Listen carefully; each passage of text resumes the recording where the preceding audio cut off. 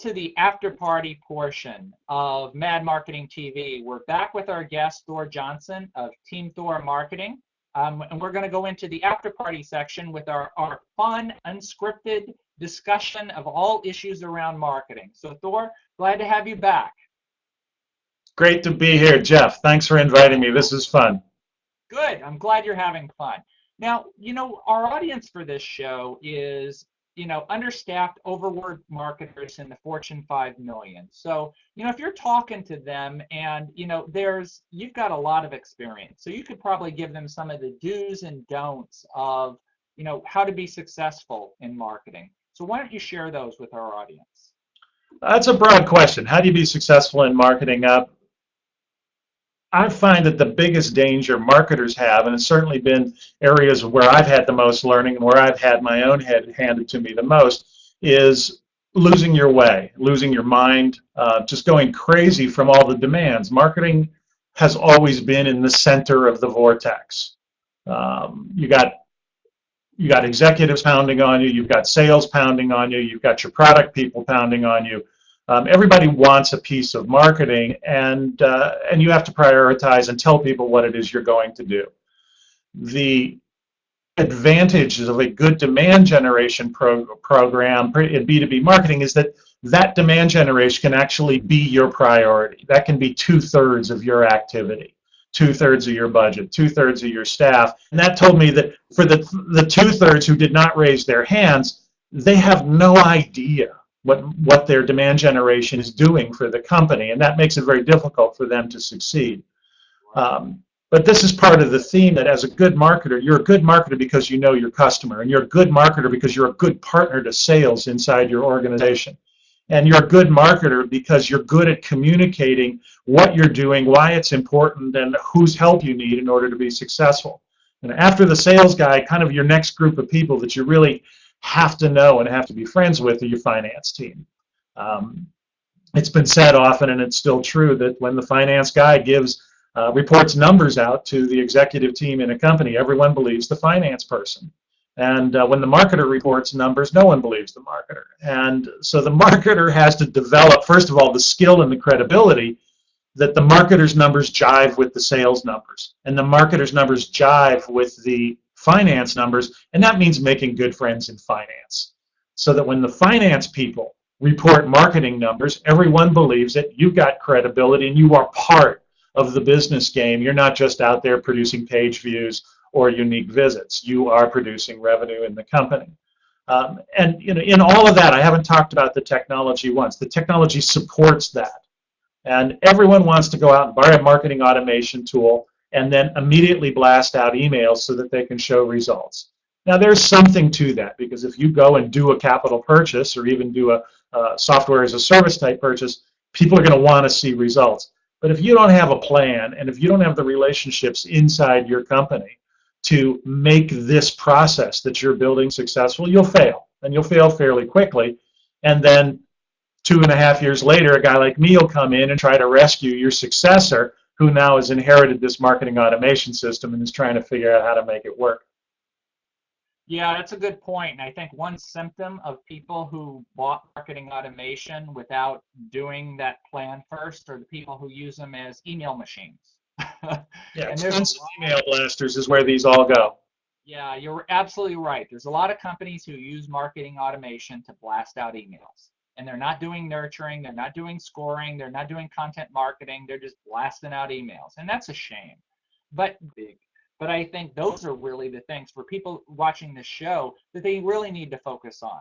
What do you think about that? You just got to remember the basics, and it's easy to be told, and it's hard to change your behavior. I've been guilty of this many, many times in my own career as a marketer and as a lead marketer. We were guilty of this at agency.com. We were so sure that we knew what we were doing that, and in many cases we did. We would tell customers what they want. And sometimes that's acceptable, but often it's not.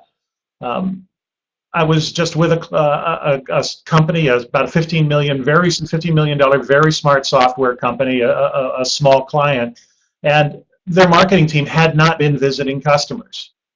And we went out and visited 3 customers, and as fundamentally easy as that sounds, that was a change in behavior. And then the next step is, how do you make that a routine part of your company? How do you get your marketers, junior and senior, to go on sales calls? How do you get your marketers, junior and senior, to call a customer who's been there for a year, or to go and visit a prospect who did not buy you? Maybe they bought a competitor, or maybe they were subject to the dreaded no decision, but they didn't buy from you after a complete sales cycle. It is worth it. Get on a plane, go talk to them, or pick up the phone and call them and talk to them, and just as importantly, make that a habit so that you can get under the skin of these buyers. You as a marketer, you're interacting with customers before salespeople do, and customers are forming an impression of you and your company and your ability to help them even before they know what they're going to do. So make sure you've done that homework and you know what these poor companies are going through, these buyers. What's the process they go through to pick an approach to a problem, to recognize a problem, pick an approach, and then if they choose your approach, to pick you from among other vendors. That's a long haul, and you should have perspective on that. Salespeople will have a perspective, company founders will have a perspective, but the customers have the perspective you need to have. You have to institutionalize that in your team, so that you're learning every day what's going on with these customers. Why do they do what they do? What are they looking for first? So you have a prayer of marketing effectively to them at the early stages of their buying journey. The content marketing is a huge example, because people are asking questions. People recognize a problem, and they're trying to figure out what the approach is to an answer. Classic is buy versus build. Do I buy or build on this? You want to be there to influence that decision. So there's that whole content journey where you're answering questions, you're informing them, you are becoming a credible source of information, you're becoming an expert to them. The sales nirvana there is that you're there when they're writing up the RFP. If you're there helping them write up the RFP, you're far, far more likely to get the deal.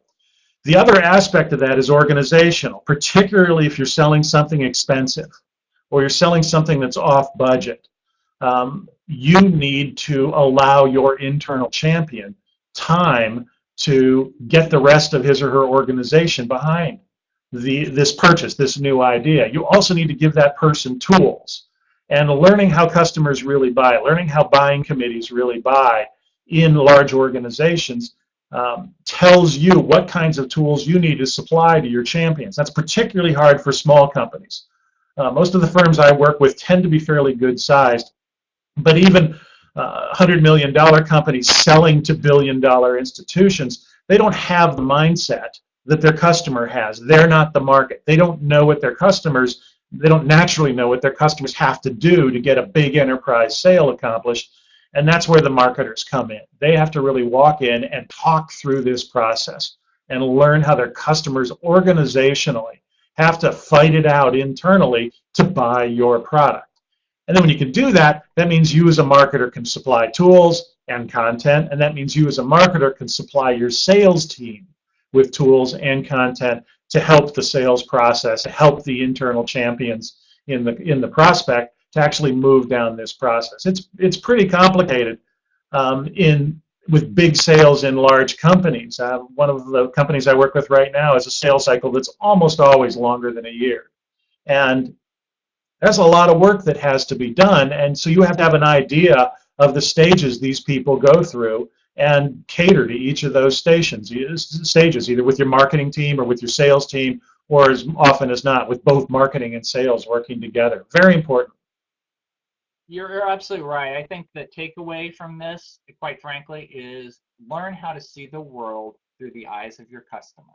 I think if you can get the world view of your customers, I think you'll be pretty successful as a marketer.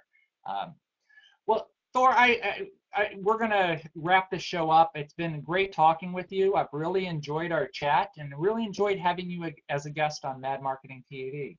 Thanks, Jeff.